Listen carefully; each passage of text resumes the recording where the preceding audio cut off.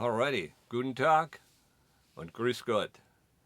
So this is a video which I call my spiritual journey, and I believe it's the 7th video. And today, by the way, is August the 4th, 2024. So last time, I think I told you, and I haven't reviewed the video very recently, so I'm kind of doing that off the cuff. Last time I was telling you, about all the reading that I did and all of the books that I acquired, and really was steeped in my interest in the mystical, the miracles, the things that science denies, and there certainly is a lot of information out there. And so we're coming, with this number 7, we're coming at the end of the 1970s, and I've told you, what a wonderful time the 70s was, but it wasn't all that wonderful because in 1979, July of 19, no, I'm sorry, it was July of 1983, I was, everybody at Kaiser Steel was notified of his termination date. So our job at Kaiser Steel came to an end.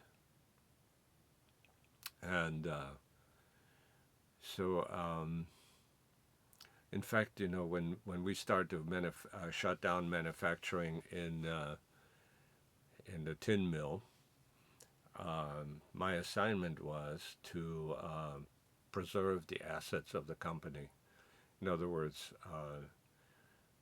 all of the people that were left to work on equipment had to properly shut it down, make sure that the right fluids are in there, which will preserve the equipment rather than cause a problem.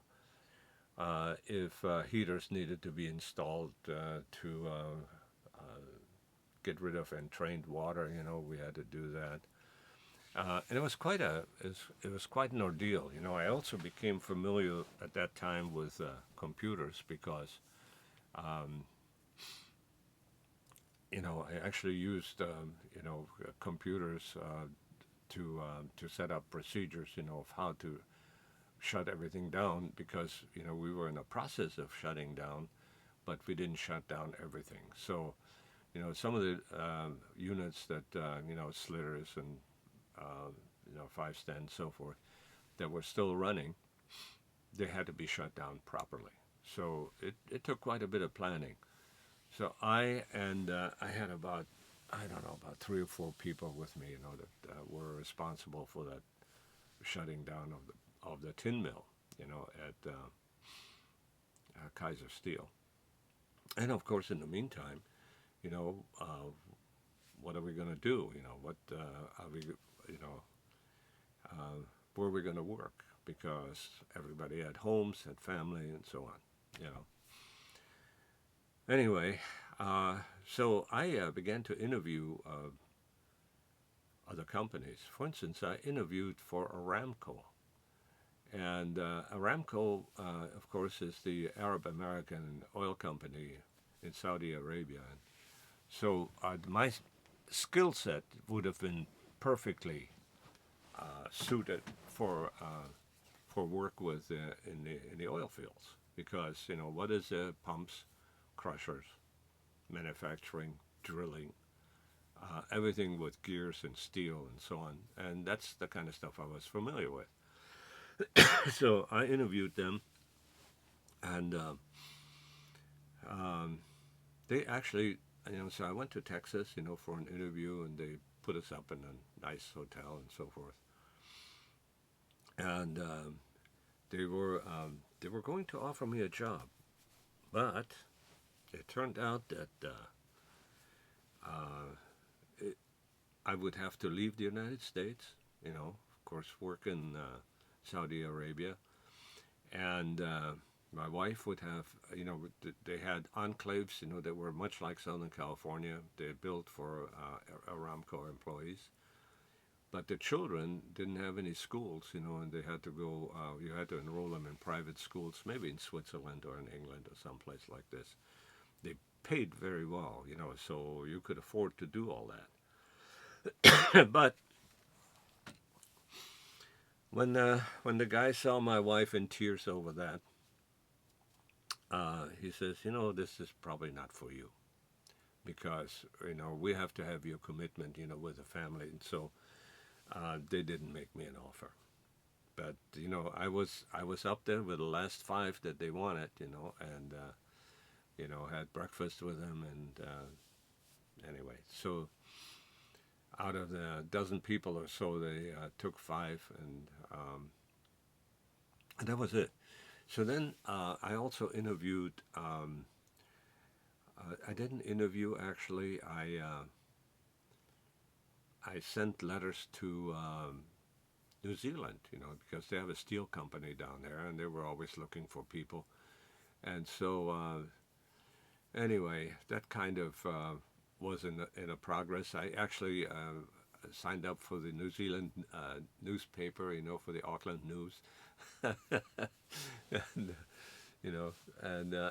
and so I found out what New Zealand was like, but it was probably a lot like maybe Ireland, maybe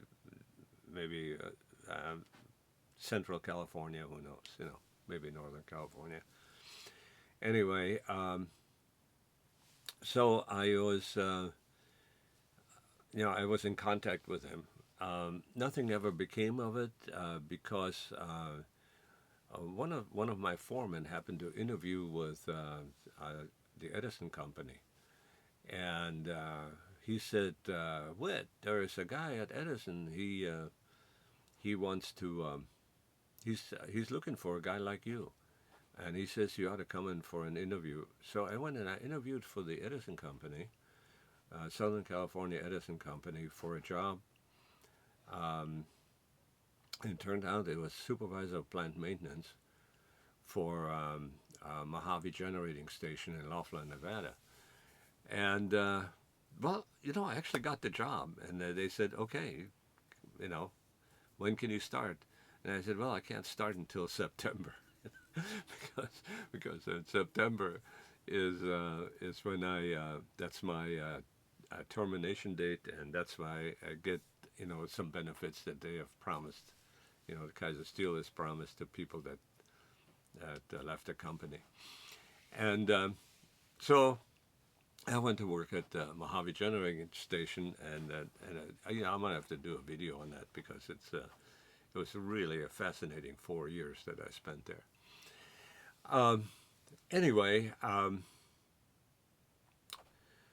so I continued to do my job at Kaiser, and set up procedure and so forth. I don't know whether they ever followed them, because my anniversary date, my termination date was actually the anniversary date of my hiring.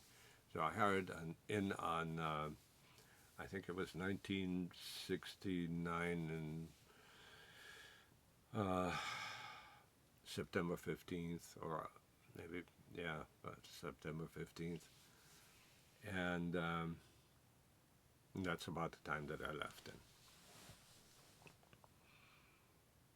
Anyway, and I could be a little bit wrong about those dates, because now I'm thinking it was October. But in any case, it was right around that time.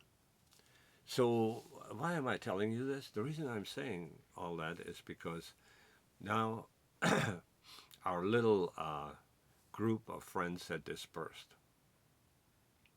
So Cal decided that he ought to become a math teacher, so he got a job with the Fontana school system. Ed became a barber at the coast, I think Paso Robles or something like that. And Joe, Cal's brother, He just kind of, I think he kind of wandered around. He also left Fontana, and I may have talked about a video in the past because I actually ran into Joe while I was at the Mojave Generating Station, and we we met up again. I'll check one of my videos and see whether I did detail on that because it was really kind of interesting. For one of our outages, we hired people from all over the world, and his name showed up, and so I asked my one of my general foremen, say, hey, this guy Joe Sowers. Um, Do you know who he is? Yeah, he lives out there in the desert. They call him Whiskey Joe. And but evidently he's a pretty good mechanic. I said, well, is he around someplace? Would you send him to my office? So anyway, Joe came into my office, and yeah, it was Joe. And so we had a good reunion, and then he went to work, and that was it. So. What happened to my spiritual journey? Did that come to a crashing end? Uh, Not really, but clearly I was occupied with other things. And so my spiritual life, for some period of time, kind of, was kind of in the background because I think I was always a spiritual person. So it was always with me, so to speak. But there was no group, there was no meetings, there was no anything like that. And so I'm going to kind of finish this portion of my spiritual journey with just saying a few comments. And that is, one, I heard all kinds of talk about miraculous stuff from Cal, Joe, and Ed. All kinds of miracles everywhere. Not once did I ever experience or witness anything that was unexplainable by science.